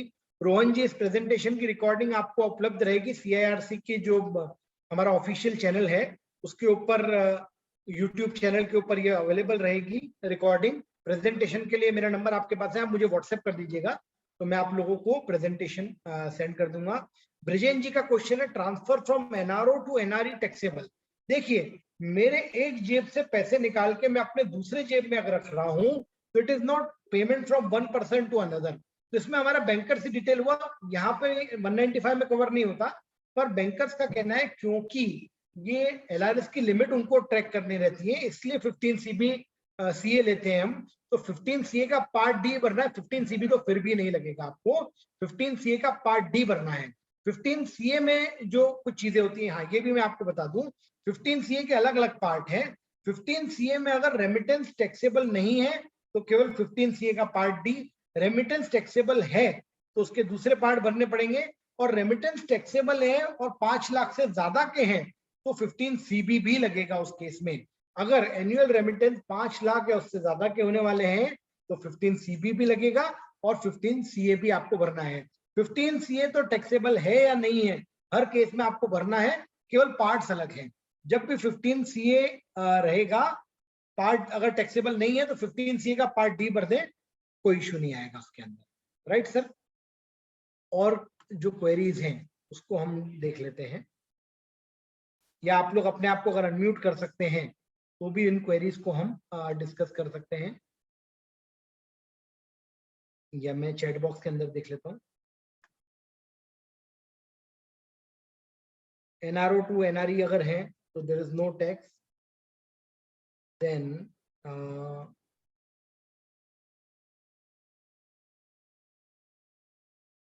whether 15 CACB is applicable on payment to non-resident for import of advertising services, ये ऑलरेडी कवर हो गया सर। एडवर्टाइजिंग सर्विसेज क्योंकि इस पे इक्वलाइजेशन लेवी लगता है इसलिए उस पे टैक्सेबिलिटी नहीं आएगी। Then agricultural land at India in the name of NRI son sold by father under power of attorney and all payments made for father. Kindly advise for tax and TDS. देखिए, power of attorney holder केवल उसके behalf पे ले रहा है या उसके behalf पे कर रहा है. तो अगर आप एनआरआई के बिहाफ पे पेमेंट ले रहे हैं, मतलब आपने एनआरआई के लिए पेमेंट लिया, you are an agent of NRI, तो 15 सीए सीबी दोनों उसके ऊपर एप्लीकेबल रहेगा. आपको कैपिटल गेन कंप्यूट करना है. आपका अगर इंडेक्स कॉस्ट ऑफ एक्विजिशन और जो आपकी सेल वैल्यू है, दोनों का डिफरेंस अगर आ रहा है कुछ, उस पर 20% plus long term capital gain tax calculate करें, 15 सीए सीबी भरें, उसके ऊपर 15 सीए में डिक्लेरेशन दे, टैक्स भरें, उसके बाद आप रेमिट कर सकते हैं, कोई दिक्कत नहीं. एनआरआई की प्रॉपर्टी मतलब एनआरआई की इनकम हो गई, इसलिए उसके ऊपर टीडीएस एप्लीकेबल हो जाएगा. इसमें एक और प्रॉब्लम आती है कि जब भी नॉन रेजिडेंट की प्रॉपर्टी डील होती है, तो जो बायर है उसको 10 नंबर लेना पड़ता है, और 10 नंबर लेने के बाद में उसको टीडीएस रिटर्न भी फाइल करना पड़ेगा, भले ही उसका और कोई टैक्सेबल टीडीएस के ट्रांजैक्शंस नहीं हो. तो देन क्वेरी में है, what precautions to be taken for capital gains on digital asset.